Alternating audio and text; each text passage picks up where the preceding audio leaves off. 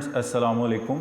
Second year biology के lecture में आपको वेलकम करते हैं। डियर स्टूडेंट्स, चैप्टर नंबर 17 हमारा चल रहा है। आज से पिछले लेक्चर के अंदर हम लोगों ने पेरिफेरल नर्वस सिस्टम का टॉपिक कंप्लीट किया था और उसकी टाइप्स जो हैं हमने मुकम्मल की थी, सिंपैथेटिक, पैरासिम्पैथेटिक, नर्वस सिस्टम तक। उसके बाद डियर स्टूडेंट, आज जो टॉपिक हम डिस्कस करने जा रहे हैं ये टॉपिक है नर्वस डिसऑर्डर्स का। ये टॉपिक बहुत इंपॉर्टेंट है। इस लॉन्ग क्वेश्चन के हवाले से इसके चांसेस कम हैं, मगर इसमें से कुछ छोटे छोटे पॉइंट्स हैं जो कि बोर्ड में एमसीक्यूज़ के हवाले से बहुत बार पूछे गए हैं और इसी तरह इन टर्म्स को शॉर्ट क्वेश्चंस के अंदर बहुत ज़्यादा पूछा गया है। तो नर्वस डिसऑर्डर्स को डियर स्टूडेंट्स अब हम स्टार्ट करने जा रहे हैं। तो इसमें पहला डिसऑर्डर जो है इसको हम बोलते हैं Parkinson's disease.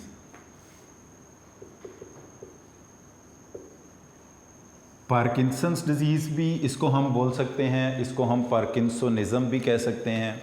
Mainly dear student, जो पार्किंसोनिज़म की वजह है, जो इसकी कॉज है, वो है ब्रेन में डोपामीन प्रोड्यूसिंग सेल्स का कम हो जाना या उनकी डेथ हो जाना।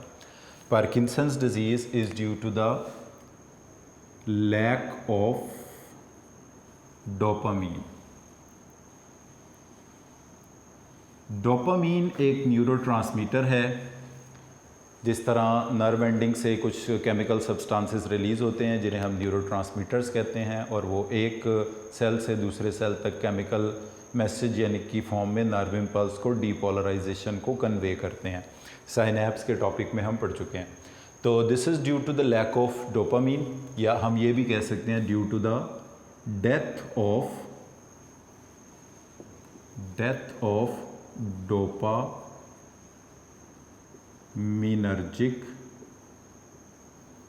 न्यूरॉन्स। डोपामिनर्जिक न्यूरॉन्स का मतलब होता है ऐसे न्यूरॉन जो डोपामीन पैदा करते हैं। तो ग्रेजुअली जैसे जैसे बॉडी के अंदर, ब्रेन के अंदर डोपामीन प्रोड्यूसिंग सेल्स की तादाद में कमी आती है, तो पार्किंसंस डिजीज़ की जो अलामात हैं, सिम्टम्स हैं, वो अपीयर होना शुरू हो जाती हैं। तो डियर स्टूडेंट, पार्किंसोनिज़म किसे कहते हैं? पार्किंसोनिज़म कह दें या पार्किंसंस डिजीज़ कह दें, एक ही बात है।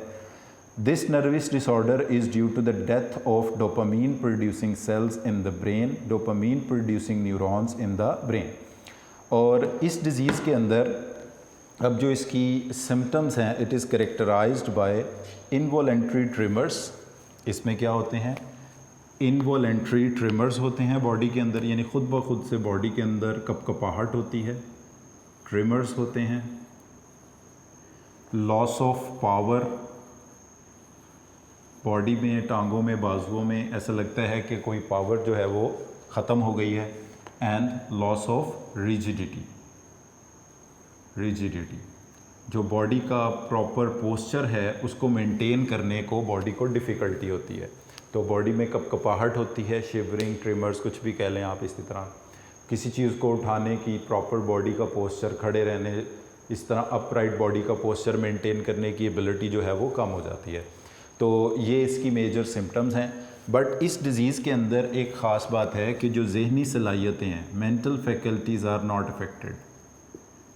मेंटल फैकल्टीज़, जो जहनी सलाहियतें हैं, आर नॉट अफेक्टेड, उन पर असर नहीं पड़ता। यानी किसी की याददाश्त पर, किसी चीज़, किसी इस तरह की जो logic, reasoning, judgement, thinking, intelligence, इस तरह की जो सलाहियतें हैं उन पर इससे कोई फ़र्क नहीं पड़ता। इसके बाद डियर स्टूडेंट, ये डिज़ीज़ यूजुअली होती है, इसका ऑनसेट होता है लेटर एज के अंदर, and it starts from 50s to 60s। यानी जो मोस्टली लोग देखे गए हैं वो 50 से 60 साल की एज के रेंज में होते हैं जो इससे अफेक्ट होते हैं। तो it usually affect the old people या लेटर एज के अंदर ये स्टार्ट होती है। अब इस डिज़ीज़ को कंट्रोल करने के लिए कुछ दवाइयाँ हैं जिनको इस्तेमाल किया जाता है, जैसे कि एल डोपा से मुराद यहाँ पर होती है लीवोडोपा। और इसके अलावा एक और प्रोटीन है जो कि इसके लिए सजेस्ट की गई है, जिसका नाम है GDNF, जिससे बनता है glial cell line derived neurotrophic factor.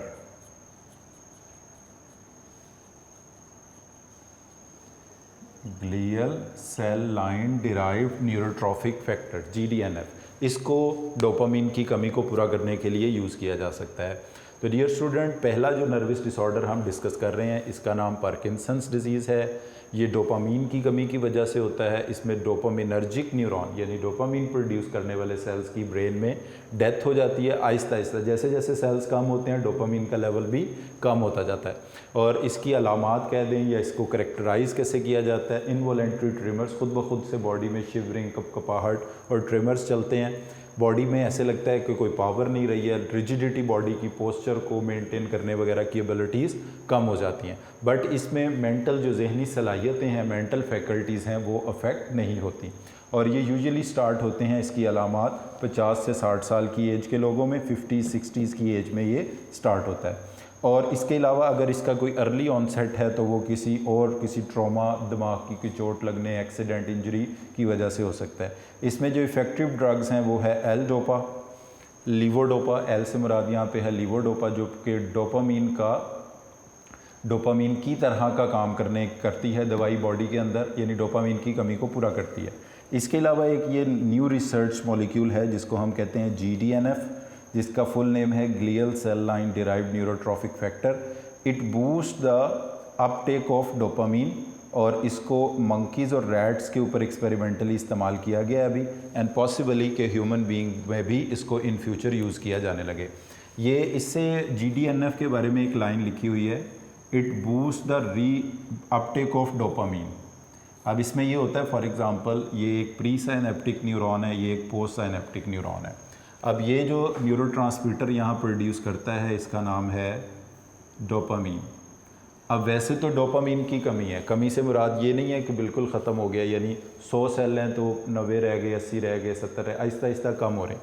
तो जो डोपामीन रिलीज़ होता है, अब हमें पता है कि न्यूरोट्रांसमीटर्स जो होते हैं ना, ये शॉर्ट लिव्ड होते हैं, ये मेटाबोलाइज होते हैं, और इनके मेटाबोलाइज होने से जो प्रोडक्ट बनती हैं उनको यही प्री साइनेप्टिक न्यूरॉन रीअपटेक कर लेते हैं।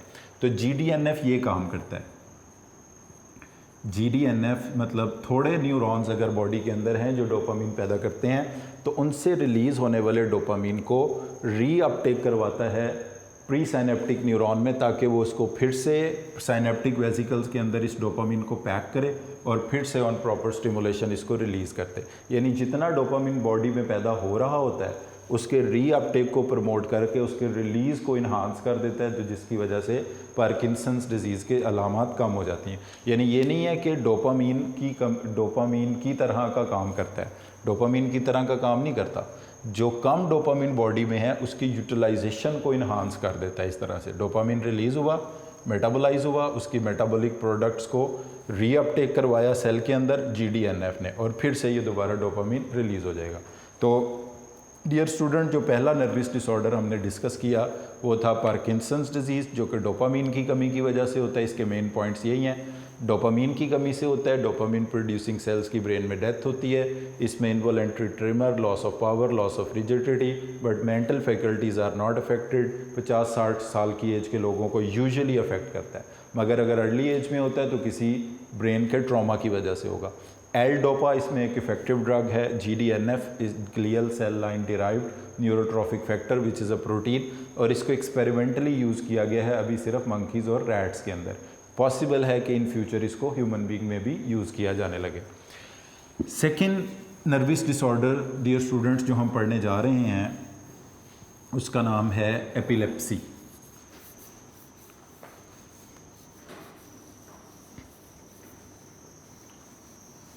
सेकेंड नर्वस डिसऑर्डर जो हम पढ़ने जा रहे हैं डियर स्टूडेंट्स, इसको हम कहते हैं एपिलेप्सी।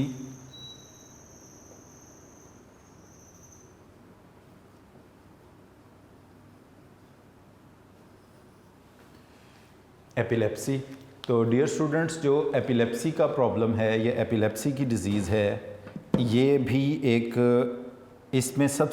एक कन्वल्सिव डिसऑर्डर है, मगर मेनली इसमें क्या होता है कि कॉन्शियसनेस ख़त्म हो जाती है। जब भी एपिलेप्टिक सीजर स्टार्ट होता है वो पर्सन अनकॉन्शियस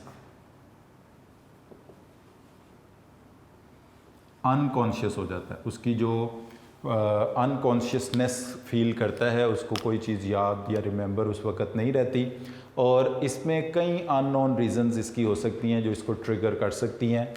और it usually start before 30s। आम तौर पर जो लोग एपिलेप्सी में स्टार्ट होते हैं वो बिफोर 30 ईयर्स, 30 साल की उम्र से पहले पहले इसमें मुतासिर हो जाते हैं। और इस प्रॉब्लम में होता ये है कि जो हमारा सेरिब्रल कॉर्टेक्स है, ब्रेन का पार्ट है सेरिब्रम, उसका आउटर रीजन है सेरिब्रल कॉर्टेक्स, उसके ग्रे मैटर ऑफ ब्रेन यानी कि सेरिब्रल कॉर्टेक्स में excessive discharge of nerve impulses होता है, जिसकी वजह से एपिलेप्सी के जो सीजर्स या जो सिम्टम्स हैं वो स्टार्ट होते हैं। अब एपिलेप्सी की कई कॉजेज़ हो सकती हैं, कई चीज़ें ऐसी हैं जो इसको ट्रिगर कर सकती हैं। जैसे कि नंबर 1 पर हम कहते हैं कि एपिलेप्सी को स्टार्ट करने वाली चीज़ें जो हो सकती हैं वो कोई मोटर सिम्टम्स हो सकते हैं, कोई ऐसी अनयूजुअल मूवमेंट जैसे कोई पहाड़ी इलाकों में ट्रैवलिंग है, या किसी जो बच्चों के झूले होते हैं स्विंग्स वगैरह उनके ऊपर कोई बैठ गया, तो एक अनयूजुअल बॉडी की मूवमेंट जो मोटर फंक्शन है वो इसको ट्रिगर कर सकते हैं। कोई अनयूजुअल सेंसरी स्टिमुलाई, यानी बहुत तेज़ कोई आवाज़ सुन ली, या बहुत कोई स्ट्रॉन्ग परफ्यूम सूंघ लिया, कोई ऐसी फूड खा ली जो कि अनप्लेजेंट, मतलब कोई स्ट्रॉन्ग सेंसरी स्टिमुलाई, वो भी एपिलेप्सी को ट्रिगर करने का बाइस बन सकती है। इसके अलावा कोई साइकिक प्रॉब्लम जो है साइकोलॉजिकल, यानी बहुत कोई खुशी की खबर है या बहुत कोई सैड न्यूज़ है, इस तरह की अचानक कोई साइकिक डिस्टर्बेंस हुई उसकी वजह से। और even it could be autonomic mean के अननोन कॉज है, कोई मतलब इस तरह की ऑटोनॉमिक कोई अपेरेंट, कोई ना आपको कोई मोटर फंक्शन, कोई बॉडी की ऐसी अनयूजुअल मूवमेंट नज़र आई, ना कोई स्ट्रॉन्ग कोई सेंसरी स्टिमुलाई ने इसको ट्रिगर किया, ना किसी साइकिक किसी अननोन रीज़न की वजह से ये स्टार्ट हो जाए।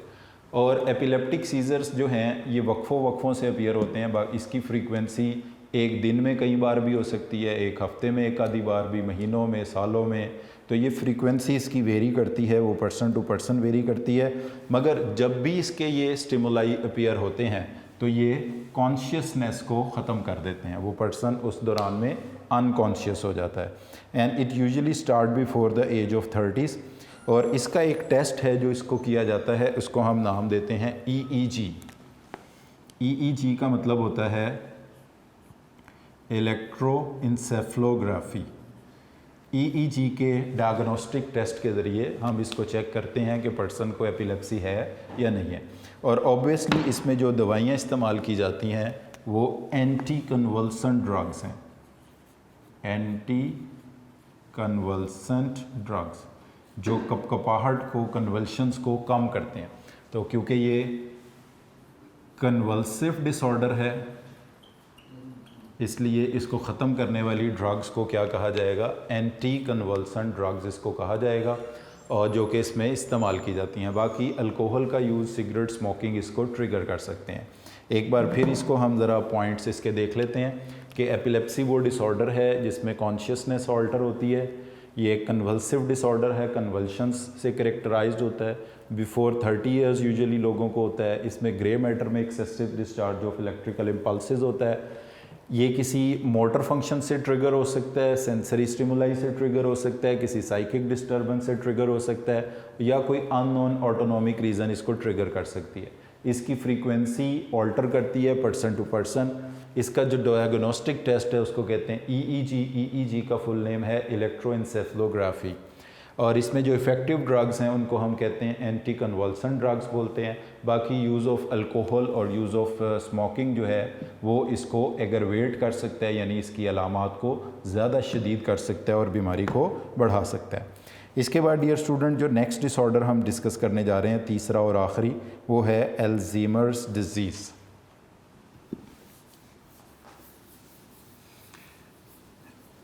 तीसरा और आखिरी जो नर्वस डिसऑर्डर इस टॉपिक के हवाले से हम डिस्कस करने जा रहे हैं उसका नाम है अल्ज़ाइमर्स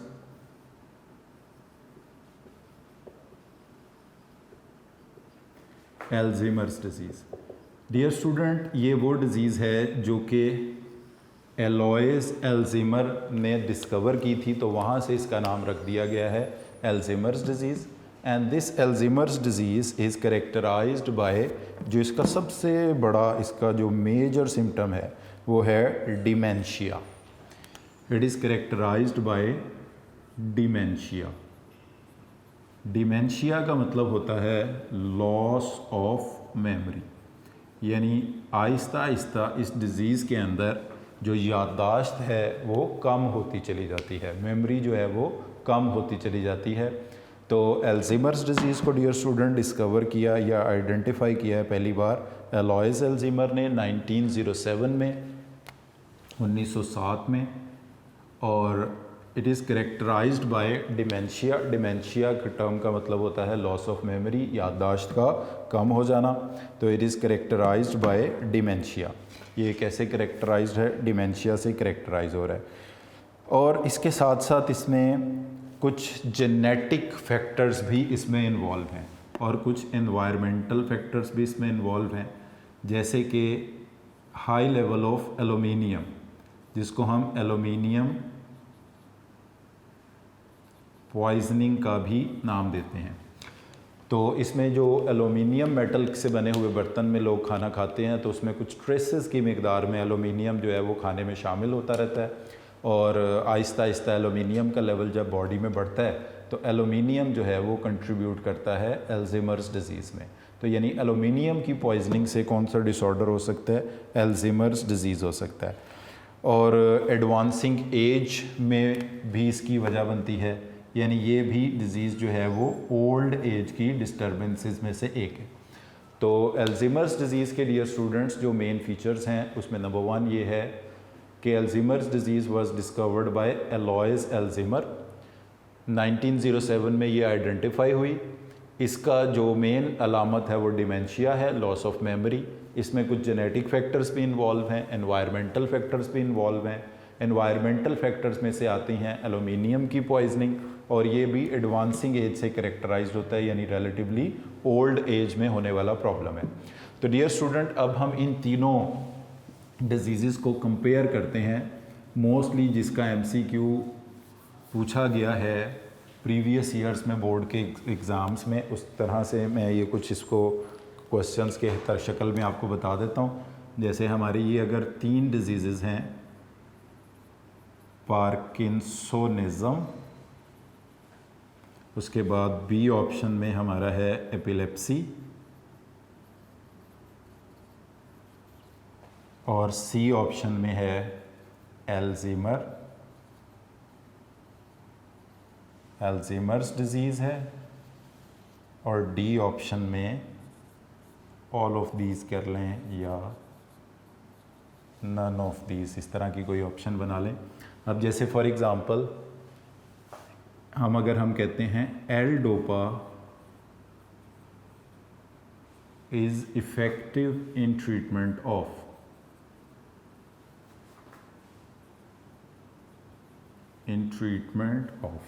तो अब हमें पता है कि L dopa is effective in the treatment of parkinsonism. इसी तरह विच ऑफ द फॉलोइंग, ये ही मतलब ऑप्शंस रहेंगी, विच of the following is convulsive disorder, which of the following is convulsive disorder, इनमें से कौन सा कन्वल्सिव डिसऑर्डर है जिसमें कपकपाहट होती है, तो वो एपिलेप्सी है। या इसी तरह कह दें कि एंटी कन्वल्सन ड्रग किस में इफेक्टिव हैं, तो वो भी एपिलेप्सी। तीसरा एक और क्वेश्चन पूछ लेते हैं, उसकी 2 स्टेटमेंट हैं। Which of the following is characterized by dementia,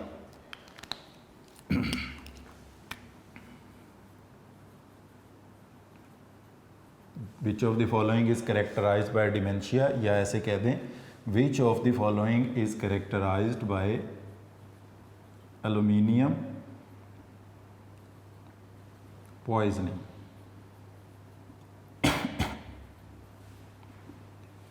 तो इसका आंसर होगा अल्जाइमर्स डिजीज़। तो इस तरह के पॉसिबली MCQs जो हैं वो इन तीनों टॉपिक्स में से पूछे जा सकते हैं, या बाकी शॉर्ट क्वेश्चन है उसमें यही पूछेंगे कि what is the cause of parkinsonism या उसका ट्रीटमेंट क्या है, इसी तरह एपिलेप्सी की कॉज या उसका ट्रीटमेंट क्या है, अल्जाइमर्स डिजीज़ की कॉज या उस वजूहात क्या हैं।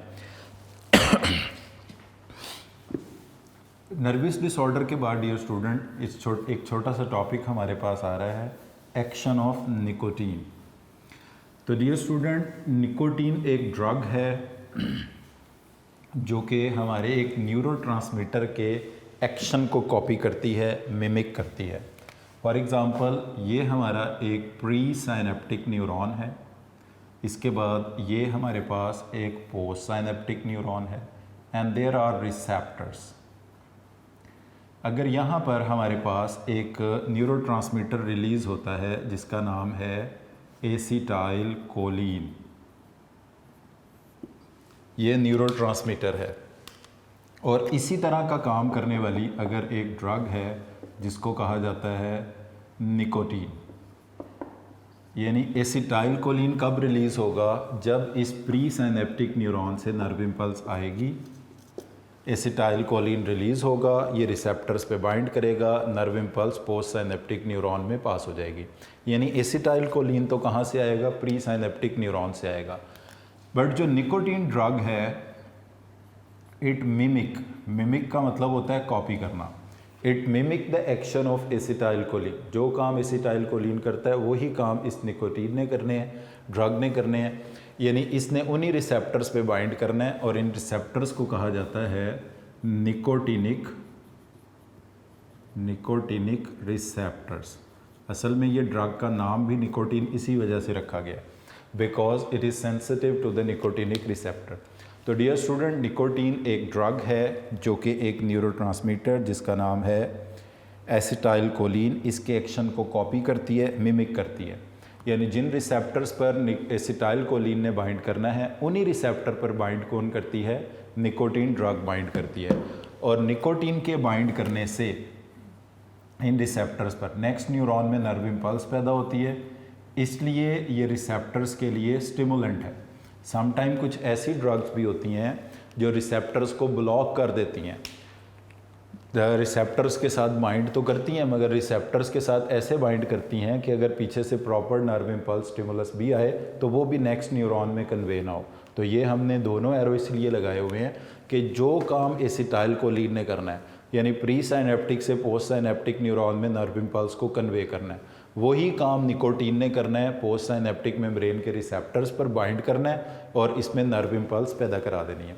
तो निकोटीन ड्रग है, एसिटाइल कोलिन न्यूरोट्रांसमीटर है, मगर निकोटीन वही सेम काम करता है जो किसने करने हैं, एसिटाइल कोलिन ने करने हैं। Nicotine effect the post synaptic membrane in CNS as well as in PNS, peripheral nervous system में भी और सेंट्रल नर्वस सिस्टम में भी निकोटीन पोस्ट साइनेप्टिक मेम्ब्रेन को बाइंड करती है, and it mimics the action of acetylcholine on nicotinic receptor. It is stimulant क्योंकि ये पोस्ट साइनेप्टिक न्यूरॉन में नर्व इम्पल्स पैदा करती है। बाकी अब इसके एक्शन क्या हैं कि इससे हार्ट रेट बढ़ता है, ब्लड प्रेशर बढ़ता है, डाइजेस्टिव मोटिलिटी बढ़ती है, और निकोटीन वॉमिटिंग डायरिया भी इंड्यूस कर सकती है और वाटर रिटेंशन भी कॉज कर सकती है। यानी इसके क्या क्या इफ़ेक्ट हैं, it will cause increase in heart rate, इससे दिल की धड़कन ज़्यादा हो जाएगी, नंबर 1। इससे ब्लड प्रेशर भी इंक्रीज़ होगा, इससे जो डाइजेस्टिव मोटिलिटी है, डाइजेस्टिव मोटिलिटी, और इस डाइजेस्टिव मोटिलिटी को आपने फर्स्ट ईयर में पढ़ा हुआ है, इसको हम कहते हैं पेरिस्टालसिस। पेरिस्टालसिस जो डाइजेस्टिव ट्रैक की मूवमेंट है कि फूड इससे जल्दी पास हो जाएगी, ये इसको भी इन्हांस करेगा, इंक्रीज़ करेगा। मगर ये कुछ लोगों में वॉमिटिंग का बाइस भी बन सकता है निकोटीन, और इवन डाइजेस्टिव मोटिलिटी इतनी तेज़ हो जाए कि इसके नतीजे में डायरिया भी हो सकता है, and it also causes the water retention by kidney, water retention in through kidneys या इन रिलेशन टू किडनीज। और डियर स्टूडेंट, ये आपको बता दें कि ऐसी दवाइयाँ जिनके नतीजे में यूरिन में पानी बढ़ता है, इनको हम कहते हैं डायूरेटिक्स, जो यूरिन में ज़्यादा पानी को निकलवाती हैं और जिनकी वजह से वाटर की रिटेंशन होती है, इसको कहते हैं एंटी डायूरेटिक। तो ये इसकी जो एक्टिविटी है वो एंटी डायूरेटिक है, और जितने भी एंटी डायूरेटिक्स होते हैं वो ब्लड प्रेशर को बढ़ाने का बाइस बनते हैं। तो डियर स्टूडेंट, ये हमने लिस्ट आउट किए हैं फंक्शन, इनको एक बार देख लें। निकोटीन का यूज़ जो है वो हार्ट रेट को ज़्यादा करता है, ब्लड प्रेशर को ज़्यादा करता है, डाइजेस्टिव ट्रैक की खुराक की नाले की मोटिलिटी पेरिस्टालसिस को ज़्यादा करता है। इसकी वजह से वोमिटिंग का बाइस भी बन सकता है और डायरिया का बाइस भी बन सकता है, और वाटर रिटेंशन बॉडी में कॉज करता है इन रिलेशन टू किडनीज़। और जो भी इन रिलेशन टू किडनीज़ चीज़ें बॉडी में वाटर को रिटेन करवाएं, इनको हम कहते हैं एंटी डायूरेटिक्स। और एंटी डायूरेटिक्स यानी water retention by kidney always causes the increase in blood pressure, और ब्लड प्रेशर बढ़ना, हार्ट रेट बढ़ना, ये सारी चीज़ें इकट्ठी होती हैं।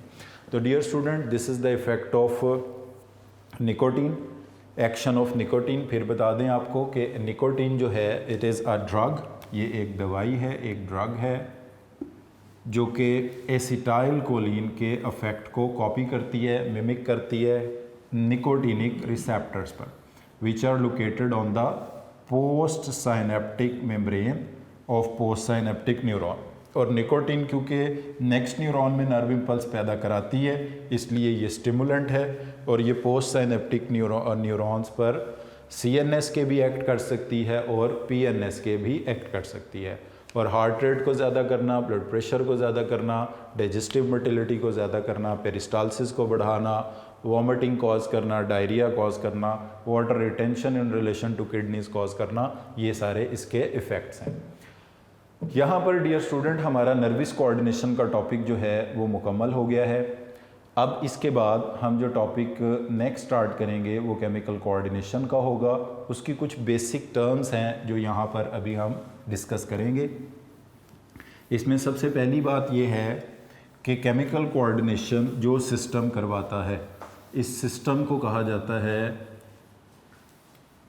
Endocrine system. और एंडोक्राइन सिस्टम मुश्तमिल होता है एंडोक्राइन ग्लैंड्स पर। Chemical coordination